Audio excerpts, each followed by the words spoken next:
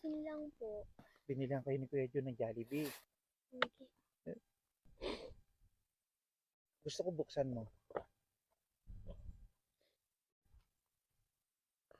Maraming salamat po sa inyo. Mga bata, oh. Mga estudyante kumakain dito sa ilalim ng puno. Ano ginagawa nyo dyan? Oh, bakit kayo dito kumakain? Nahihiya po kami kumain sa school po namin kasi wala po kaming ulam. Anong ulam nyo? Asin lang po.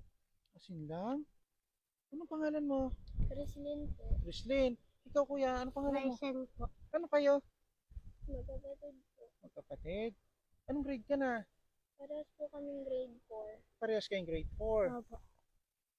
Ilang taong ka na? Ako po 12 kasi po huminto po ako. Ikaw, 10 po. 10 years old. Kaya kayo dito kumakain dahil nahihiya kayo? Opo. Saan kayo nag-aaral? Doon pa po. Abang naman to guys, dalawang magkapatid. Kung nahihiya silang kumain dahil wala silang ulam, asin lang ang ulam nyo? Opo. Ganun din po kahit sa bahay po namin. Lahat po ng pamilya ko po, ganun din po ang ulam. Asin din? Opo. Saan ba nagtatrabaho ang iyong magulang? Mama ko po sa bahay lang po, yung papa ko extra lang po sa mga trabaho. Pangarap ko to sa buhay? Opo. Ano pangarap mo? Gusto ko po makapagtapos para lang po matulungan yung pamilya ko po. Okay lang yan.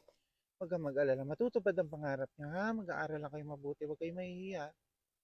Tuloy nyo lang yung ano nyo, yung pangarap nyo sa buhay. Pati ako naiyak na si Kuya John sa inyo.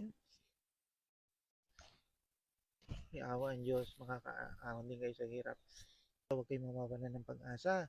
Kahit ang ulam nyo ay asin, basta kayo magsisikap balang araw. Hindi asin lang ang uulamin nyo. Kakakain na kayo ng masasarap na pagkain. Basta magsikap lang kayo sa pag-aaral nyo ha. Anong oras ang pasok nyo? Ano po, 7:30 Hanggang hanggang 3:30 po. ng hapon. Eh paano yung pag-recess nyo? Anong kinakain nyo? Wala po. Ano ba kayo magkakapatid? 6 po. 6. Ikaw ang panganay. Ikaw, pangalawa. Opo. Ganito na lang. Hintayin nyo kami dito. Pupunta lang kami dyan sa bayan. Malapit lang naman. Hintayin nyo kami dito. Anong oras papasok nyo? Ano po, dapat po pag nag-1, nandun na po. Babalikan ko kayo dito. Bibilihan ko kayo ng ulam. Saglit lang. Hintayin nyo ako dito ha. Sige po. Huwag kayong aalis dito. Ano si Kuya? Oh, Kuya, akala po namin hindi na po kayo babalik eh. ay, babalik ako kasi pangako ko sa inyo, di ba? Opo. Naubos niyo ba yung pagkain nyo? Hindi po. Ayan, binalikan ko kayo. Kasi gusto ko magkaroon kayo ng ulaman lang o masarap na pagkain ngayong araw. Ha? Binilihan ko kayo ng ano ta? Anong tawag dito? Jollibee po. Nakakain ka ng ganito? Hindi pa? Hindi po po. O ganun. Tama. Binilihan kayo ni Kuya John ng Jollibee. Gusto ko para maging masarap yung pagkain nyo. O, tingnan mo. Tingnan mo. Buksan mo. Oh. Okay. Ah? Ay, bakit ka umiyak? Ha? Ngayon na kayo nakakain ito? Halika na. Kain na tayo. Ayun guys, talagang naiiyak tong dalawang magkapatid na to. Talagang hindi pa sa edad nila na to, hindi pa sila nakakain ng Jollibee.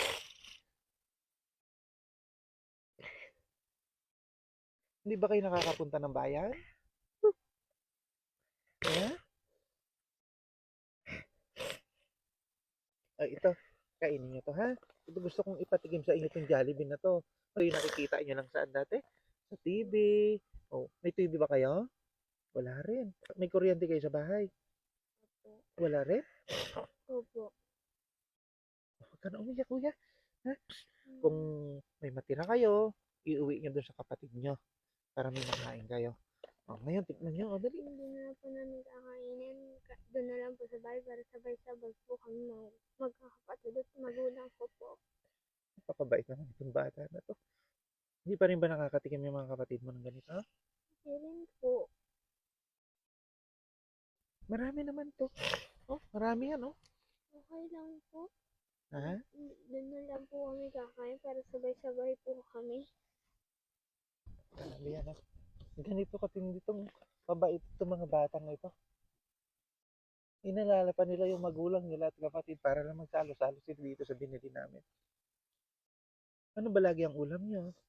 Ganyan po, yung mga asin, tubig asin lang po. Pumapasok kayo, yun lang yung ano nyo? Opo. Yung kakainin nyo? Opo. Pera, may baon ba kayong pera? Wala rin. Wala po. Makikita nyo, ito yung binili natin sa kanyang manok. Ito, chicken. So, para makakain sila. Tingnan natin yung kanilang kinain. So, ito guys, yung ulam nila, ang asin. Bukod dyan, di ba wala kayong baon? Opo. Teka, hintayin nyo ako dyan ha, may kukunin lang ako sa motor. Opo. Ito, Chrislyn, di ba mayroon kayong may ulam na kayo, may kanin na rin dyan. Wala kayong baon palagi. Opo. Ito, may regalo pa si Kuya Jun sa inyo. Ha? Opo. Gusto ko buksan mo. Ayan. Mat po. Ito, gamitin nyo ito pang baon nyo ha. Opo.